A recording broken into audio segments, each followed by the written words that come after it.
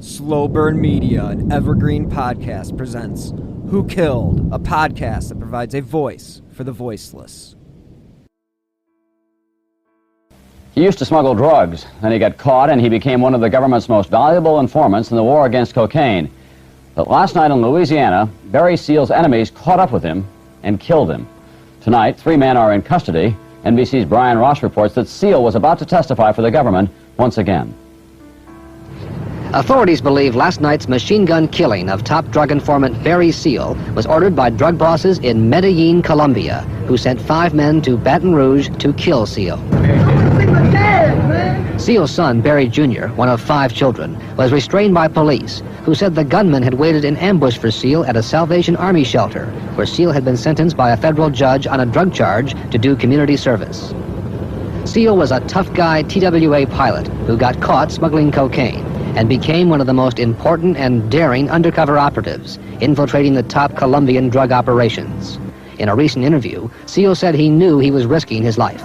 The old saying, if you can't stand the heat, don't work in the kitchen. I can take the pressure. It was Seal who posed as a smuggler and flew into Nicaragua and took these pictures, showing Colombian drug dealers and Sandinista officials loading cocaine on his plane. Seal busted up the Colombian connection in the Caribbean country of Turks and Caicos, setting up a payoff meeting on videotape that led to the arrest and conviction of the country's prime minister. And Seal was scheduled to be the key witness against this man, Jorge Ochoa, the top Colombian drug boss, now in jail in Spain, about to be extradited to the United States.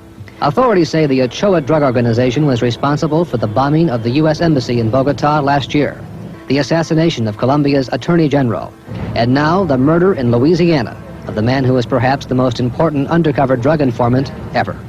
Brian Ross, NBC News. Hello and welcome to episode 143 of Who Killed. I am your host, Bill Huffman, and this is a Slow Burn Media and Evergreen Podcasts production. On this week's episode, I'll begin dissecting the craziness that went on in Arkansas in the early 1980s. One of the regular guests on the show is Nick from the True Crime Garage podcast, and I always tell people to listen to the Boys on the Tracks episodes if they have never heard their show. And one of the things that is so fascinating about their episodes is all the different rabbit holes that you can go down. And that is a great series for you to pretty much spend the next few weeks investigating what went on in Mena, Arkansas. And I am going to focus mostly on Barry Seal, who was a prolific drug smuggler and a CIA informant, and the connection to the Mena Intermountain Airport. You may be asking yourself, what could Arkansas have to do with Colombian drug smugglers? Well, it turns out a lot. And if you think of a hotbed of corruption, then you should look no further than the state of Arkansas and someone by the name of Oliver North. An extensive joint investigation by the FBI, Arkansas State Police, and the IRS revealed that Barry Seal used the Mena airport for quote-unquote smuggling activities from late 1980 until March 1984. He was a pilot for TWA in the early 1970s and was quit or was fired, according to what you read, to fly drugs and arms around the world. Barry Seal became a pilot when he was only 16 years old, and once he received that license, he started smuggling weapons right away. Deborah Seal, one of his wives, claims that he started drug smuggling in 1975, and 5 years later, he was involved in the Madellín Cartel, which was led by the infamous Pablo Escobar. His nickname became El Gordo. Barry Seal was arrested on December 10th, 1979 for smuggling cocaine. By the late 1970s, Louisiana police were tracking the smuggler they called the Fat Man. So Seal moved his operation to Mena. According to schoolhistory.co.uk, by the time he moved to Mena, Seal was not working solo. In fact, over 60 people were working for him. Now, Preston Pete, a reporter for High Times, which is the perfect magazine to be covering a story such as this, wrote an extensive piece on Barry Seal in 2002. He wrote, "He was no longer using planes to get drugs across countries and states. He owned a Learjet, helicopters, surplus military cargo planes, 2 ships with sophisticated navigational and communications equipment, numerous cars, and vans. Moreover, the technology he used in order to communicate with his collaborators were highly advanced and included ultra-high-frequency radios with scramblers, pocket-sized encoders for telephones, and high-frequency satellite communication devices like those used on Air Force B-52s. However, the devices used in his ships were not less valuable. In fact, he equated the tools for his navigation to the ones used on nuclear submarines. Clarice Lawfrey wrote a long article on Mr. Seal in 2017, and she wrote by 1983, Seal had flown over 100 flights carrying tons of cocaine and smuggling into the United States close to $3 to $5 billion. Seal's downfall came when he was arrested in Florida when he was caught attempting to smuggle 200,000 phony Quaaludes into the United States. Now, Seal did admit the crimes that he committed throughout the years. However, he was charged with 10 years in prison, and according to an FBI agent, the criminal was not only desperate to avoid jail time, but also offered to name the people involved in the crimes in order to discount his penalty. Preston Pete says it was his desperation that led him to Washington, where he met George Bush's vice presidential task force and where he was involved in a sting operation. On June 25th, 1984, the CIA placed hidden cameras in Seal's 123K plane that was directed to Los Brasiles in Nicaragua. The photos that were taken show some Nicaraguan soldiers, Barry Seal, Pablo Escobar, Frederico Vaughn, Emil Camp, who was Seal's co-pilot, placing over 100,000 kilos, or I should say 1,000 kilos, of cocaine onto the plane. Seal flew back to Florida, handed over the cocaine and the film to the government officials. Since Seal had decided to collaborate with the USA forces, his sentence in jail was reduced to a mere 6 months of supervised probation. However, he was obliged to spend every night from 6 p.m. to 6 a.m. at the Salvation Army House in Baton Rouge, and that was according to Lawfrey. Daniel Levine wrote in 2017 for Heavy.com, when the cocaine had been put on Seal's plane and never arrived in Florida and was instead handed over to the CIA as part of the plan, the Medellín Cartel suspected that Seal was playing both hands. In 1984, their suspicion was confirmed when the Washington Times released an article that discussed Seal's, quote, infiltration in the Medellín Cartel in Panama, proving that the Nicaraguan government was involved in the drug trade. While collaborating with the U.S. government, Seal transported a total of 6,000 pounds of cocaine from the Colombian cartel. For each flight, Seal was paid by the cartel around $750,000, and on one occasion, the DEA allowed the pilot to keep $575,000. And of course, this is according to Leveritt. Other people in Mena knew about Seal's profession, and a local former sheriff claimed in 1988, quote, I can arrest an old hillbilly out there with a pound of marijuana, and a local judge and jury would send him to the penitentiary. But a guy like Seal flies in and out with hundreds of pounds of cocaine, and he stays free. Seal moved his smuggling operation from Baton Rouge to Mena, Arkansas, where about 5,800 people lived. And I mentioned this was because the heat was getting a little too close to him in Baton Rouge. And in the 1980s, the Mena airport was the reported base of drug smuggling and money laundering, as well as arms smuggling.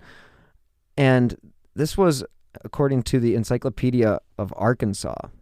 And Katie Zakruski, a reporter for the Arkansas Money and Politics, wrote a great article about the history of the Mena airport on April 13th, 2021.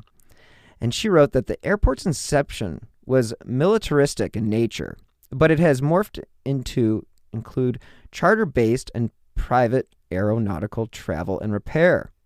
The airfield was originally built in 1942 when the Civil Aviation Authority determined a need for an emergency land strip between Fort Smith and Texarkana.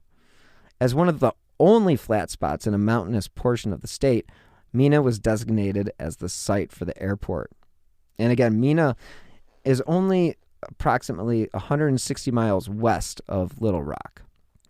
And currently, Mena Intermountain Municipal Airport has 2 runways and a 5,000-foot paved runway that is in the same location as the original one. And this was where SEAL moved much of that smuggling operation in the early 1980s. The Arkansas Democrat-Gazette reported, after a myriad of requests filed under the Federal Freedom of Information Act in July 2020, the FBI released more than 1,000 pages of its file on SEAL. About 25 pages of that trove refer to Arkansas or Mena. Unfortunately, many names in the documents were redacted, but they did state that the Sandinistas overthrew the Nicaraguan president Anastasio Somoza Debayle in 1979, ending 46 years of dictatorship by the Somoza family. So counter-revolutionaries, known as Contras, were battling the Sandinistas, and the U.S. was covertly backing the Contras.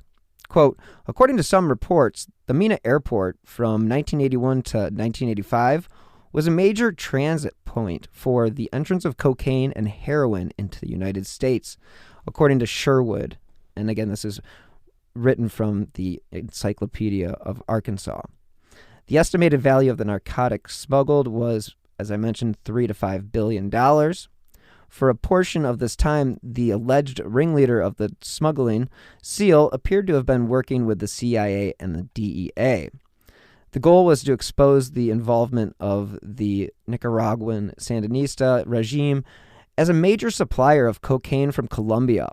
One mission involved a C-123 cargo plane that was outfitted at the Mena airport. And I mentioned this earlier. Quote, the aircraft flew with various cameras used to obtain photographic evidence of the Sandinistas in the act of smuggling narcotics. Allegations later surfaced that many of the gun shipments sent to Nicaragua as part of the Iran-Contra affair were sent from the Mena Intermountain Municipal Airport. In essence, they go on to state, not only was the airport used to smuggle illegal drugs into the United States, but it was also a departure point for weapons used to arm the Contras in Nicaragua. According to a 1988 Senate Foreign Relations Committee report, SEAL's associates at the Mena airport were also being investigated.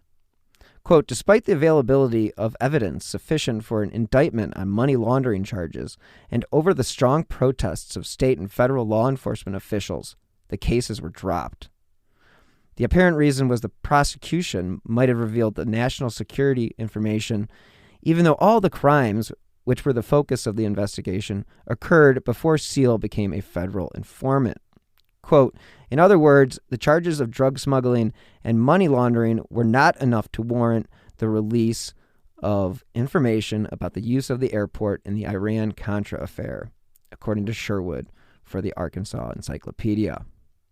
The FBI in Little Rock began investigating SEAL's operation at the Mena airport all just a little bit after the start of 1984.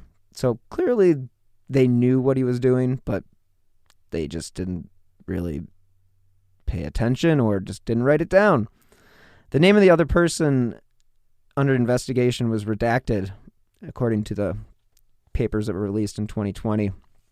Quote, at the time SEAL started cooperating with the DEA Miami, he had established a base at the Rich Mountain Aviation and frequent contact with subjects, according to the document. But there were still questions regarding the Mena airport and the people who worked there, according to the FBI memo. According to the memo, Little Rock FBI is attempting to establish that redacted, modified, maintained, and stored SEAL's aircraft with knowledge that he was involved in cocaine smuggling activities prior to SEAL's plea bargaining agreement on March 24th, 1984. FBI agents in Miami wanted to know what Seal might have told people at Rich Mountain Aviation regarding his smuggling activities, according to the FBI memo. A 1983 document referred to a telephone conversation between the FBI and Polk County Sheriff A.L. Hadaway, where Hadaway said an informant told him a, quote, narcotic smuggling operation was headquartered out of the Mena airport, and that a man named Barry from Baton Rouge was in charge of it. That sounds pretty incriminating, if you ask me. The New York Times and West 57th, a CBS television news show, were working on stories about CIA activities at the Mena airport, according to a 1987 memo from the FBI. The original information dates back to the activities of a pilot, Barry Seal, who is purported to have flown guns to South America from Mena and drugs back into the United States. The information indicates that Seal was an informant for the DEA at the time, but also working as an operative for the CIA. During the past few years, the activity at the airstrip has aroused the interest of local law enforcement, who then attempted to conduct some investigations, but were blocked by the U.S. Attorney. Governor Asa Hutchinson was U.S. Attorney for Arkansas Western District in the early 1980s. Quote, I initiated a grand jury investigation in relation to money laundering through Mena Airport in 1985, Hutchinson told reporters. Quote, I resigned from the office in November of 1985, and my successor took over the investigation. I started it and pursued it, but was unable to complete it because I left the office. No investigation was blocked. Let's take a moment to hear from this week's sponsor, BetterHelp.com. We may have moved past 2020, but 2021 is still looking fairly grim. But today I'm happy. This week's episode is sponsored by HelloFresh. With HelloFresh, you get farm-fresh, pre-portioned ingredients and seasonal recipes delivered right to your doorstep. Skip trips to the grocery store and count on HelloFresh to make home cooking easy, fun, and affordable.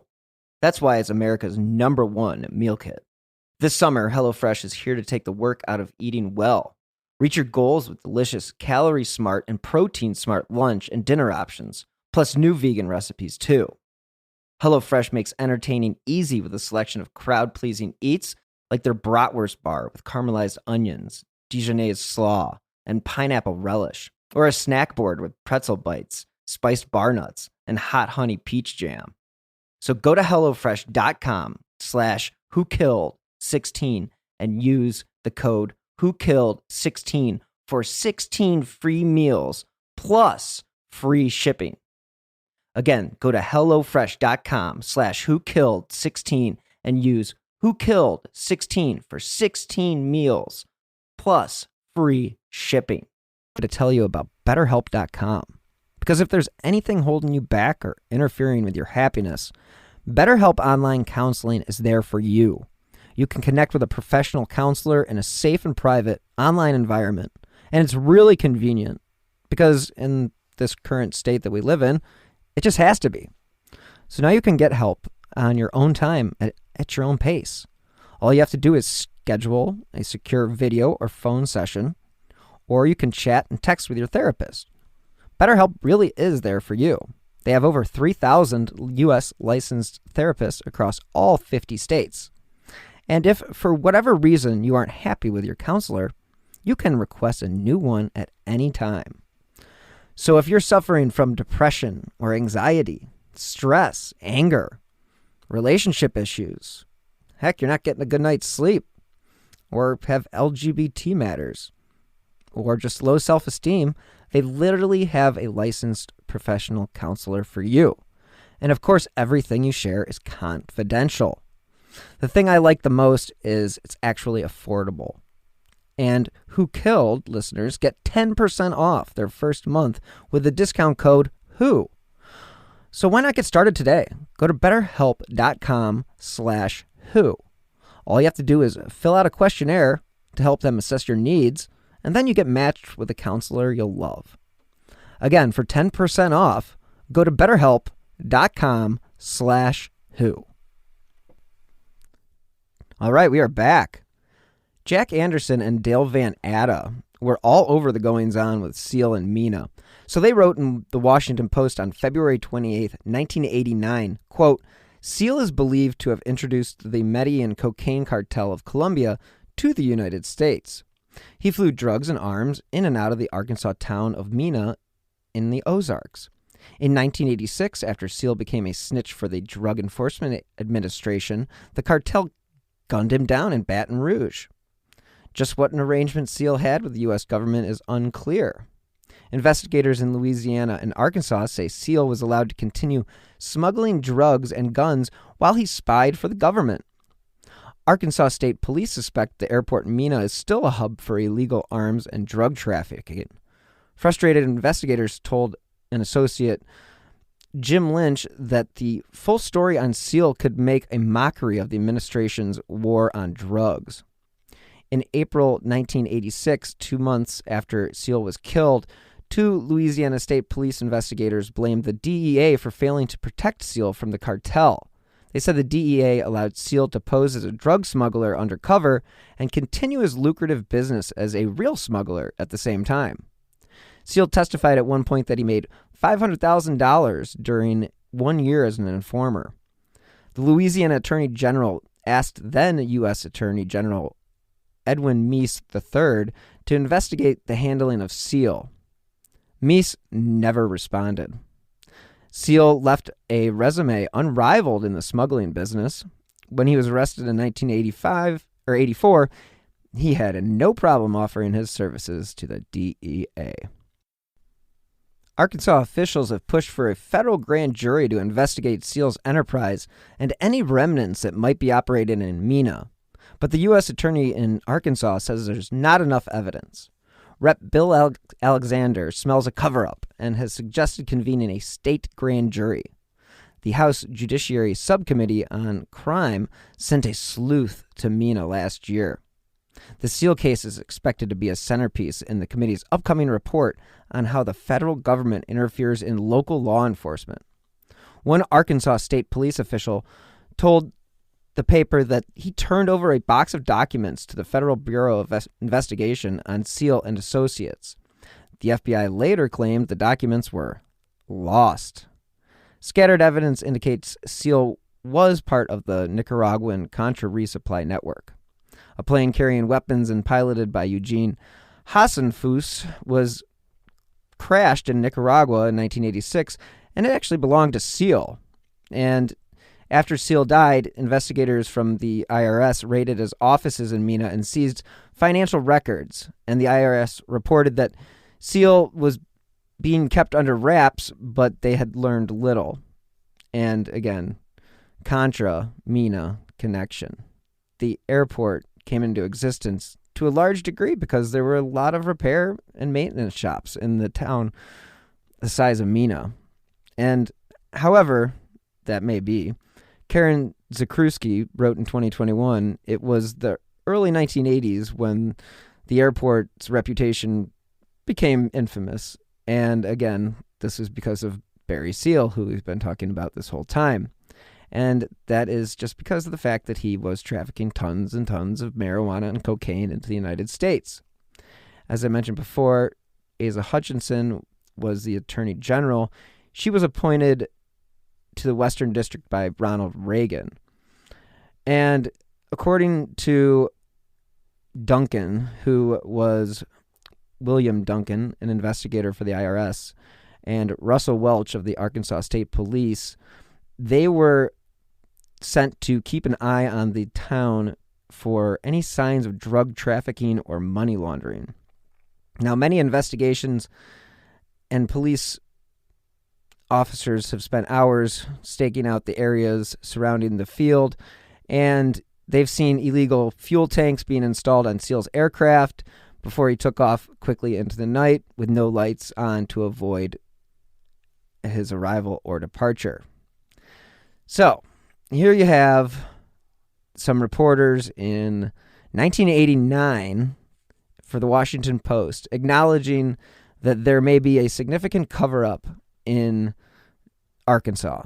And I think it's very important to state this is the Washington Post. And in part 2, you'll hear a different aspect of how the Washington Post got involved with this story. But basically, it's very interesting, and it does smell of a cover-up. So, again, federal agencies failed to make law enforcement in Arkansas and Louisiana aware of Seal's extensive brushes with the law. He was, a local drug runner, and they couldn't imagine that he was involved in anything that was as great as the Iran-Contra scandal. I mean, who would ever think that in Arkansas? As I said in the beginning of the episode, what does Arkansas have to do with Colombia? Well, a lot of cocaine, apparently. And it was eventually on February 19th, 1986, a small group of gunmen would murder Seal in a Baton Rouge parking lot at the halfway house where a federal judge had ordered him to stay while on probation. Reagan would go on to use evidence gathered from Seal's travels and drug smuggling as evidence against the Sandinistas while failing to mention Seal at all. According to the Encyclopedia of Arkansas, the Mena International Airport is now known nationally and internationally as the central location in a controversy over illegal drug shipments and weapons during the Iran-Contra affair.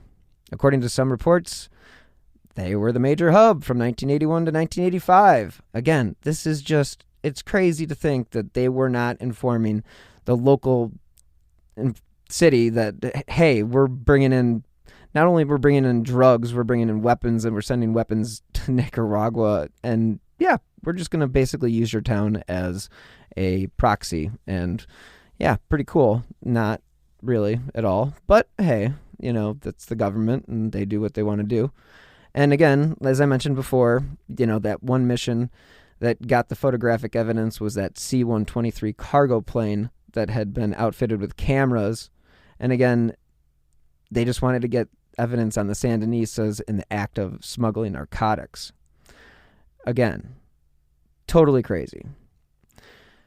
So, 3 former presidents of the United States have actually faced criticism over the alleged illegal activities at the airport.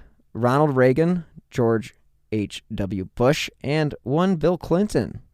According to the Senate Foreign Relations Committee, all charges and cases dealing with Barry Seal and others with connections to the Mena Intermountain Municipal Airport were dropped due to potential national security risks.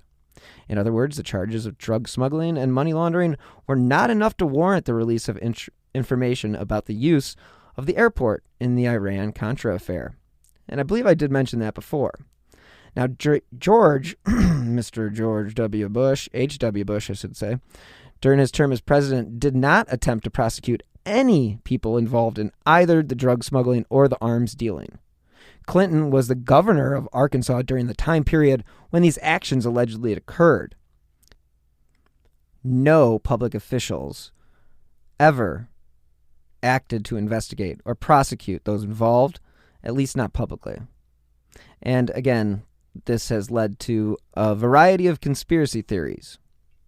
Now, on October 18th, 1994, Mika Morrison was a writer for the Wall Street Journal. And he put an article out that said, what do Bill Clinton and Oliver North have in common, along with the Arkansas State Police and the Central Intelligence Agency? All probably wish they had never heard of Mena. President Clinton was asked at his October 7th press conference about Mena, a small town and airport in the winds of western Arkansas. Sarah McClendon, a longtime Washington curmudgeon, renowned for her off-the-wall questions, wove a query around the charge that a base in the Mena was set up by Oliver North and the CIA in the 1980s and used to bring in plane load after plane load of cocaine for sale in the U.S., and then the profits then used to buy weapons for the Contras. Was he told as Arkansas governor? She asked. No, the president replied. Quote, they didn't tell me anything about that. The alleged events, quote, were primarily a matter for federal jurisdiction. The state really had next to nothing to do with it. The local prosecutor did conduct an investigation based on what was in the jurisdiction of the state law. The rest of it was under the jurisdiction of the United States attorneys, who were appointed successfully by previous administrations. We had nothing, zero, to do with it," unquote. It was Mr. Clinton's lengthiest remark on the murky affair since it surfaced nearly a decade ago in the middle of his long tenure as governor of Arkansas. And while the president may be correct to suggest that Mena is an even bigger problem for previous Republican administrations, he was wrong on just about every other count. The state of Arkansas had plenty to do with Mena, and Mr. Clinton left many unanswered questions behind when he moved to Washington. Anyone who thinks that Mena is not serious should speak to William Duncan, a former IRS investigator who, together with the Arkansas State Police investigator Russell Welch, has fought a bitter 10-year battle to bring the matter to light. All failed. Quote, "The Mena investigations were never supposed to see the light of day," says Mr. Duncan, now an investigator with the Medicaid Fraud Division of the Office of Arkansas Attorney General Winston Bryant. Quote, "Investigations were interfered with and covered up, and the justice system was subverted." The mysteries of Mena center on the activities of Barry Seal. And again, at the height of his career, Seal was pretty much importing close to 1,000 pounds of cocaine per month. And it was in 1984 that he became an informant with the DEA, and then he flew that last drug sting operation under the guidance of one Oliver North. And according to Mr. Duncan and others, Mr. Clinton's allies in state government worked to suppress Mena investigations. In 1990, for example, when Mr. Bryant made Mena an issue in the race for Attorney General, Clinton aide Betsy Wright warned the candidate to stay away from the issue, according to a CBS Evening News investigative report. Miss Wright denies the report. Yet, once in office, and after a few feints in the direction of an investigation, Mr. Bryant stopped looking into Mena. Documents obtained by the Journal show that as governor, Clinton's quest for the presidency gathered steam in 1992. His Arkansas allies took increasing interest in Mena. Marie Miller, then director of the Medicaid Fraud Division, wrote in an April 1992 memo to her files that she told Mr. Duncan of the Attorney General's wish to sever any ties to the Mena matter because of the implication that the AG might be investigating the governor's connection. The memo says the instructions were pursuant to a conversation with Mr. Bryant's chief deputy, Royce Griffin. In an interview, Mr. Duncan said Mr. Griffin put him under intense pressure. Now, another memo from Mr. Duncan to several high-ranking members of the Attorney General's staff in March 1992 notes that Mr. Duncan was instructed to remove all files concerning the Mena investigation from the AG's office. At the time, several Arkansas newspapers were known to be preparing FOIA requests aimed at Clinton's administration. A spokesman for Mr. Bryant, Lawrence Graves, said that he was not aware of the missing files or any pressure exerted on Mr. Duncan. In Arkansas, Mr. Graves said the Attorney General does not have authority to pursue criminal cases. From February to May 1992, Mr. Duncan was involved in a series of meetings aimed at deciding how to use a $25,000 federal grant obtained by then Rep. Bill Alexander for a Mena investigation. In a November 1991 letter to Arkansas State Police Commander Tommy Goodwin, Mr. Alexander urged at the current critical stage in the Mena investigation, the money be used to briefly assign Mr. Duncan to the Arkansas State Police to pursue the case full-time with State Police Investigator Welch and to prepare a, quote, steady flow of information for Iran-Contra prosecutor Lawrence Walsh, who had received some Mena files from Mr. Bryant. According to Mr. Duncan's notes on the meetings, Mr. Clinton's aides closely tracked the negotiations over what to do with the money. Mr. Duncan says a May 7th, 1992 meeting with Colonel Goodwin was interrupted by a phone call from the governor. Though he does not know what was discussed, the grant, however, was never used. Colonel Goodwin told CBS that the money was returned, quote, because we didn't have anything to spend it on. In 1988, local authorities suffered a similar setback after Charles Black, a Mena area prosecutor, approached Governor Clinton with a request for funds for another Mena investigation. Quote, he said he would get on it and would get a man back to me, Mr. Black had told CBS. Quote, I never heard back. In 1990, Mr. Duncan informed Colonel Goodwin about Clinton supporter Dan Lassiter, who had been convicted of drug charges. I told Tommy Goodwin that I'd received allegations of a Lassiter connection to Mena. Now, this was according to Mr. Duncan. The charge that Barry Seal had used Mr. Lassiter's bond business to launder drug money was raised by a man named Terry Reed. Mr. Reed and journalist John Cummings recently published a book, now again this is in 1994, Compromised, Clinton, Bush, and the CIA, charging that Mr. Clinton, Mr. North, and others engaged in a massive conspiracy to smuggle cocaine, export weapons, and launder money. While much of the book rests on slim evidence and already published sources, the Lassiter-Seal connection is new. Thomas Mars, Mr. Lassiter's attorney, said that his client has never had a connection with Mr. Seal. But when Mr. Duncan tried to check out the allegations, his probe went nowhere, stalled from lack of funds and bureaucratic hostility. Not all that hostility came from the state level. When Duncan and Welch built a money laundering case in 1985 against Seal's associates, the U.S. attorneys in the case, quote, directly interfered with the process, according to Mr. Duncan. Subpoenas were not issued. Witnesses were discredited. Interviews with witnesses were interrupted, and the wrong charges were brought before the grand jury. One grand jury member was so outraged by the prosecutor's actions that she broke the grand jury's secrecy covenant. Not only had the case been blatantly mishandled, she later told a congressional investigator, but many jurors felt, quote, there was some type of government intervention, according to a transcript of the statement obtained by the Journal. Something is being covered up. In 1987, Mr. Duncan was asked to testify before a House subcommittee on crime.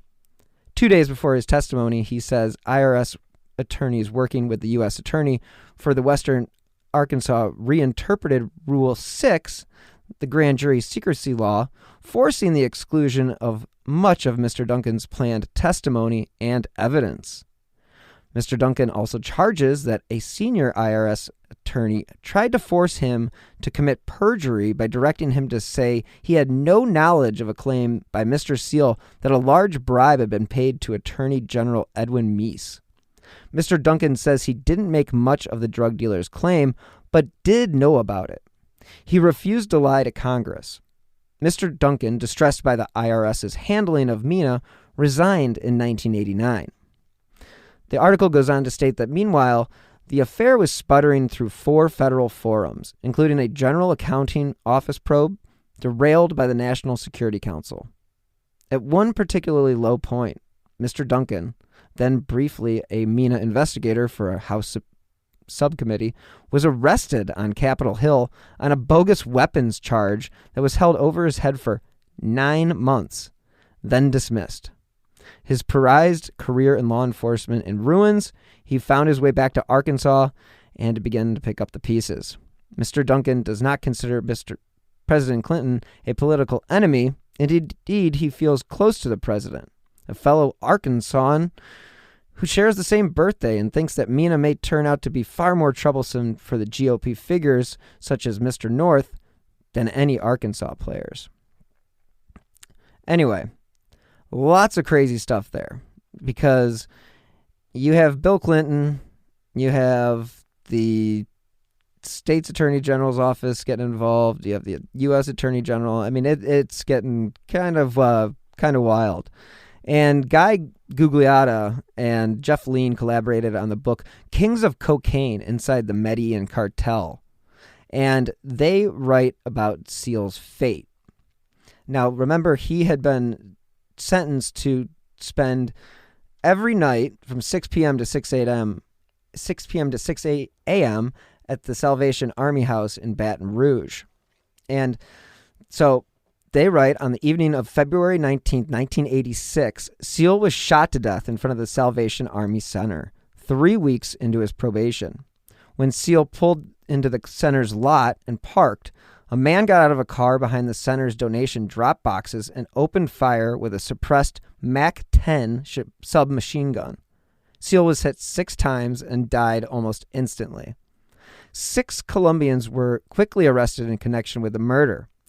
3 of them, Luis Carlos Quintero Cruz, Miguel Velez, and Bernardo Antonio Vasquez, were indicted on state charges for capital murder. A 4th man was indicted separately on lesser charges, and evidence of direct involvement was insufficient for 2 who were released and then deported. But in addition to the state charges against the killers, federal charges were filed against Fabio Ochoa and one Pablo Escobar, and a 3rd cartel member, Rafael Cardona, for conspiring to violate Seal's civil rights by murdering him. And on that note, we conclude this week's episode of Who Killed Barry Seal. Thank you guys so much for tuning in. I hope to see you back next week for some more wild tales from the Mena airport. Thank you to BetterHelp.com for sponsoring this week's episode. If you'd like to save 10%, please use my promo code WHO. As you know, I drop new episodes of Who Killed every Friday. So if you enjoy this podcast or any of the other shows that I produce, you can help support with my PayPal username at WilliamHuffman3 or via the Venmo app with my username at Bill-Huffman-3. And again, every contribution does help keep these slow burn podcasts running. You can also support the show by leaving a 5-star review on Apple Podcasts or wherever you listen to your favorite shows. Those 5 stars help keep important cases that I cover, such as all the unsolved cases that I've covered in the spotlight. If you'd like to stay up to date on the cases that I have covered, as well as the new shows I have in the pipeline, you can always follow me on Twitter at BillHuffman3. You never know what you're going to get. So thank you guys so much again for listening. Until next time, as always, be healthy and stay safe.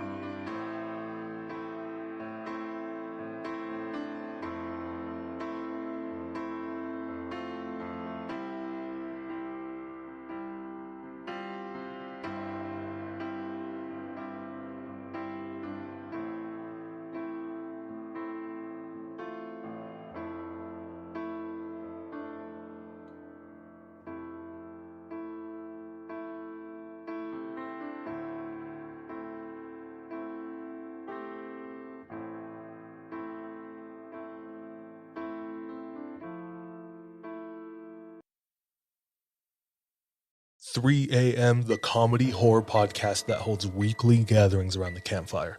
Let me tell you what you're going to get. You're going to hear stories about demonic possessions, prison stabbings, skinwalkers, glitches in the Matrix, cult leaders, missing 411, night marchers, Operation Paperclip, Mesopotamian devil worship, and so many monsters it'll give Kanye West a runaway for his money. Pop and meme culture also aren't off topic. A camp where laughs and scares are constantly competing for first place. We're just a group of friends, trying to bust each other's balls, find the best stories, and expand the circle in the process. 3 a.m., the comedy horror podcast not for the faint or fragile of heart. Let's go.